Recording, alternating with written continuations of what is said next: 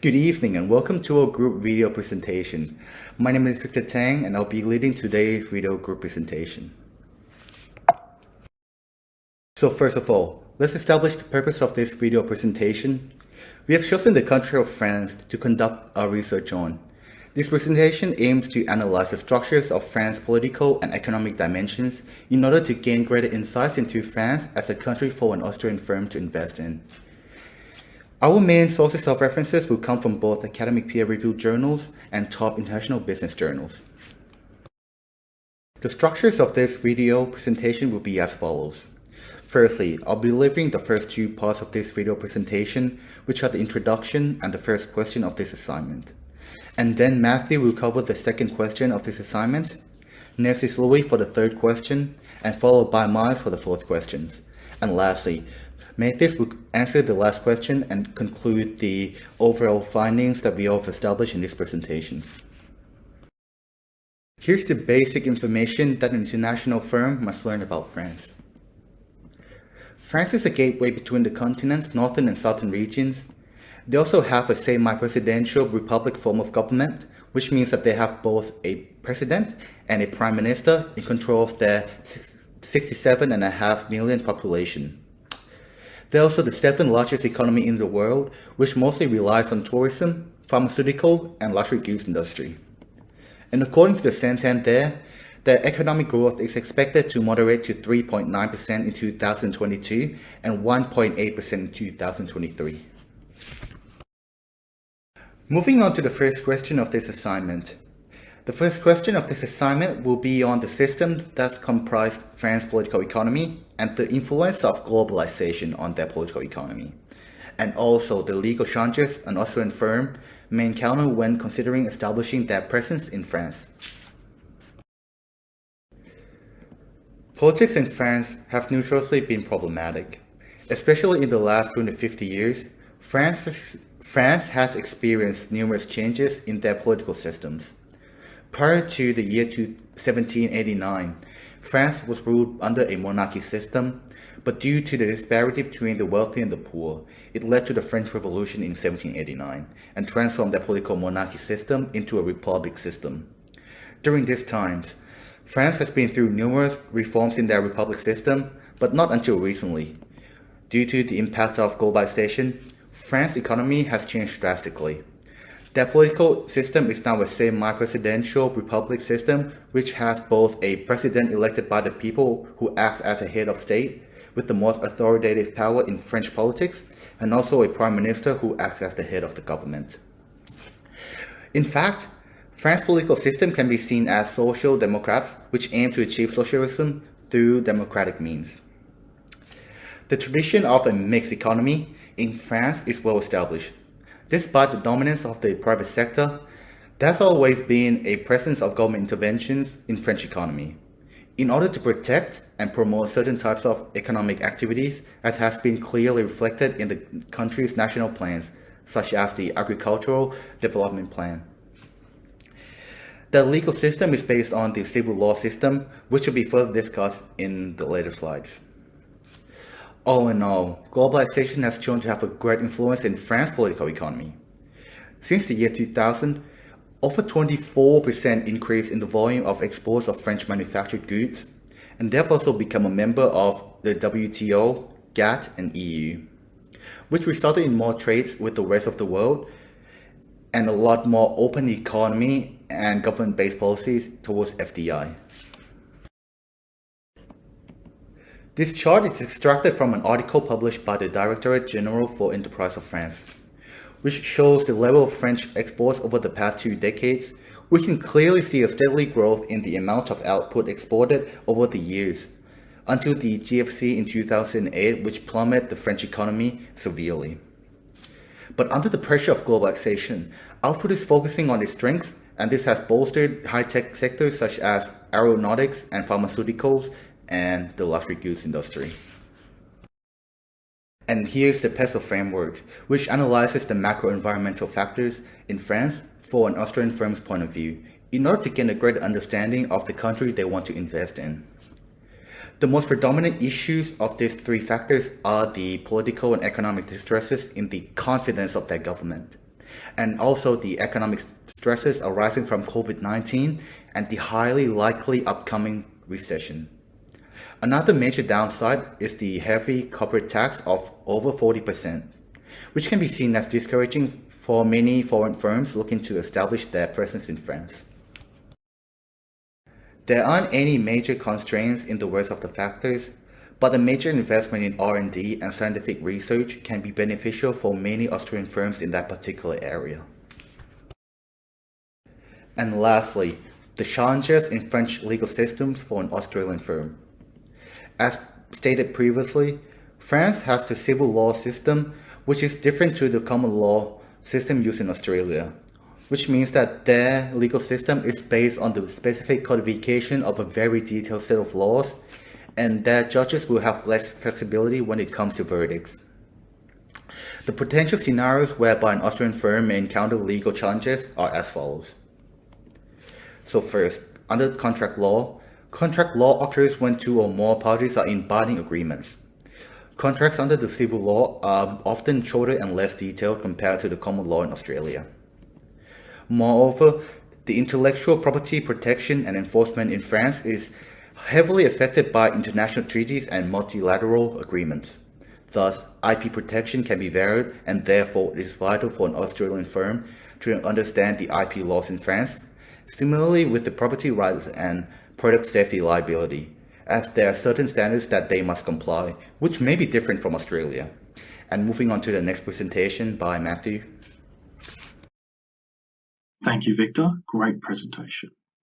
Now, my name is Matthew, and for question 2, I'm going to be analysing both economic and human developments in both France and appropriate measurements to evaluate both economic and human development.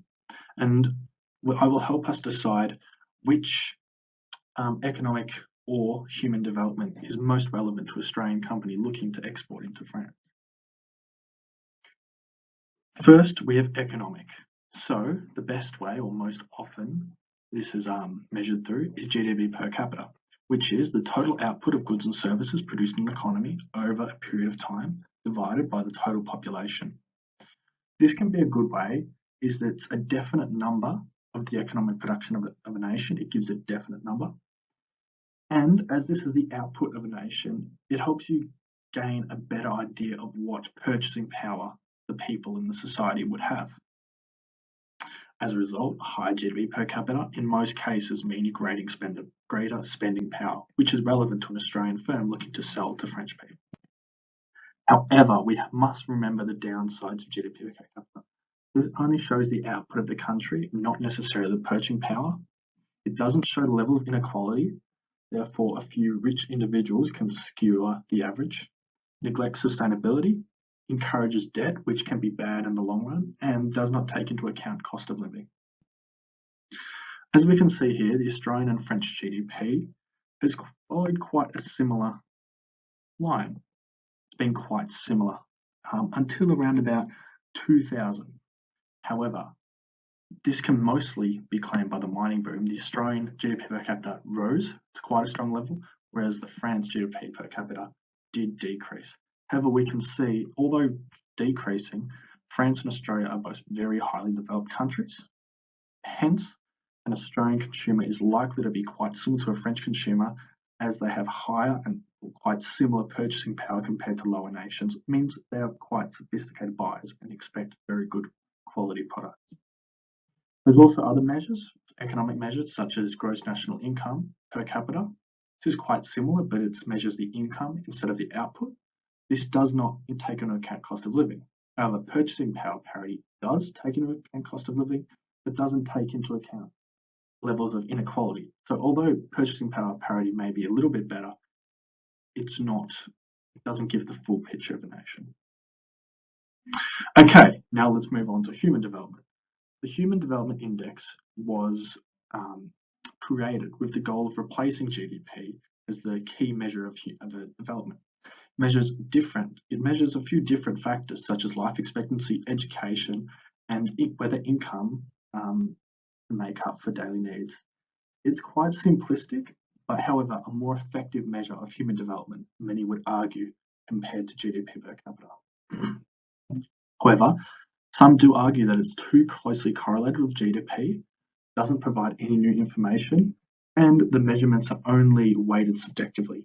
Hence, it's not a more definite figure as what GDP per capita is. So the measurements are subjectively weighed by different organisations, most likely the UN.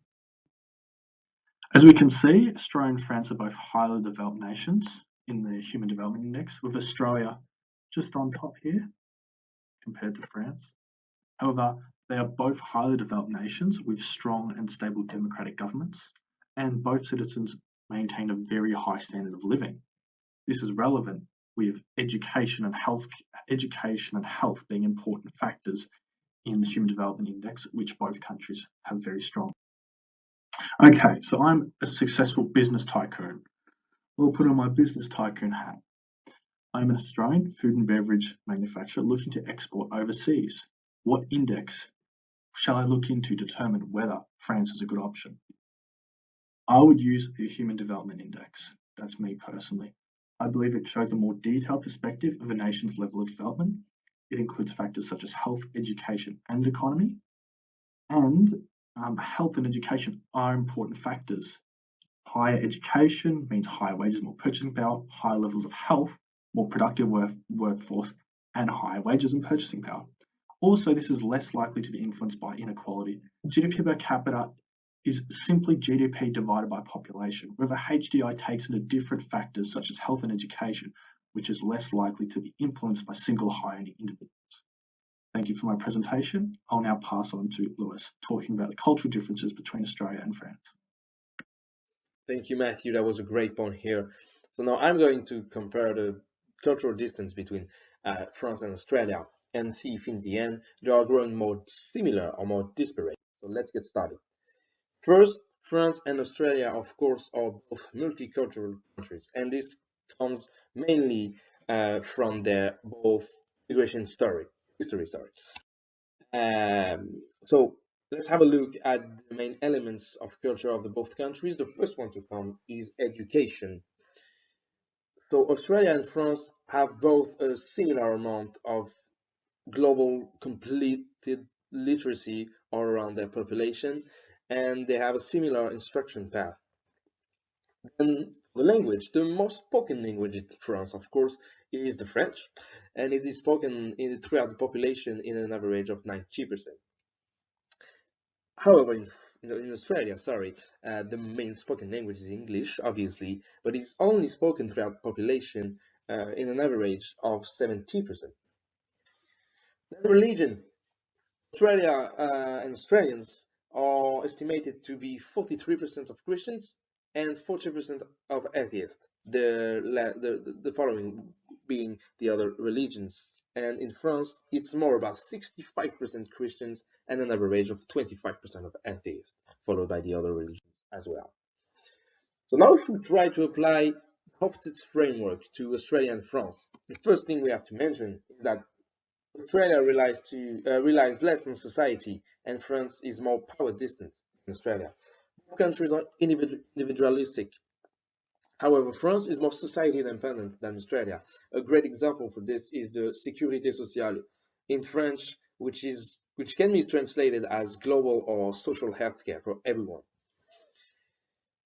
Also, in the working culture, in Australia, hierarchy is more implemented for convenience, and informal and direct communication is at the basis of relations of employee managers. When in France, hierarchy is more meaning of power, and so this will lead to more formal obedience, pressure, and inequalities acceptance by the employees. And this is also a part of why there is a greater distinction between work and personal life in France. Then France has more of a feminine culture than Australia. Australia, the main creed is to give one's all and go beyond its objectives, and be proud of its fulfilled objectives and achievement and success. But in France, the first thing that people are seeking is more the enjoyment and to be comfortable in their work and activities. France avoids uncertainty as much as possible, it is known. When Australia is relatively planned and organized, France will be really more strongly structured when it comes to take a decision. There are a lot of backups, emergency procedures that are established, and a careful planning is always put in place. Australia is indulgent, but France is more restrained. In Australia, people are more likely to fulfill their impulses and desires, and the global vision is more optimistic. When in France, people are more careful about what they do, what they think, and they are more foresighted. So this will lead, of course, to a less relaxed atmosphere. And then France is more long-term oriented than Australia. Australians are really deeply attached to their traditions and to the importance of absolute truth, when French are more likely to adapt to a situation depending on conditions and to state the truth or not, depending and regarding of the context mainly of the situation. So Australia and France governing trade and education systems are pretty similar. However, there is a lot of disparities in their core cultures, of course, due to their historical roots and immigration. And both countries have a lot in common, in the end, despite some differences in behavior. But we begin to see changes. And to conclude, we can state that Australian and French cultures share the same global ideologies, and they seem to be slowly growing similar on certain aspects, even though they are still distant in others. So thank you for listening to me, and then I let Miles take the speech. Thank you for the presentation, Louis. Now, my name is Miles, and I will cover question 4, exploring both models of absolute and comparative advantages, and ultimately propose which approach France should adopt. We will explore two approaches to free trade that are underpinned by absolute and comparative efficiencies in production, where both seek to maximize national welfare. According to Adam Smith, a country's ability to produce a larger amount of a given product with the same or lower quantity of inputs creates an absolute advantage in that industry. Therefore, each country must exchange products where they hold an absolute advantage, which creates interdependence between nations as they are able to obtain products at a lower cost than had they produced them by themselves. France holds an absolute advantage in the cosmetics industry by merit of highest production value, totaling 22 billion US dollars, compared to total inputs of 250,000 workers within this sphere. In comparison, South Korea, the second most efficient producer of cosmetics, creates $12.8 billion in total production with 360,000 employees. Therefore, Adam Smith would argue that being able to derive more production value with less labor inputs in a very worker-intensive industry than any other country means that France should specialize in cosmetics. We can illustrate this with an example on why, according to Adam Smith, specialization through free trade would enable a positive-sum game. To simplify things, we can assume that France trades cosmetics with the USA, which has an absolute advantage in cheese production, and both have an equal number of resources available for productive use. Through this simple illustration, it can be observed that when both countries specialize and then trade, the consumers in France consume 4 kilograms more of cosmetics and 1 kilogram more of cheese than if trade did not occur, while the US customers have access to 3.5 kilograms more of cosmetics and 4 kilograms more of cheese. This clearly shows how both countries partook in a positive-sum game, as they are mutual beneficiaries and have experienced an increase in welfare. Alternatively, France could distribute its scarce resources based on the comparative advantage model proposed by David Ricardo and expand upon the number of industries where they specialize in. It addresses the main problem with Smith's model, whereby a country which holds an absolute advantage in every industry will have nothing to derive by engaging in trade, which is not the case. According to Ricardo, a country must select a few key sectors where production is comparatively more efficient than other industries. That is, selecting those industries which bear the lowest opportunity cost and export their produce in exchange for those products which the nation produces less efficiently. Suppose that France chooses to engage in trade with Sweden in reliance on the Ricardian model within 3 industries. According to this table, France is able to produce 20 times more cheese than Sweden, 11 times more oil, but only 5 times more cars. Therefore, France has a comparative advantage in the cheese and oil industry, since those industries are some of the most efficient within France, but not in the car industry.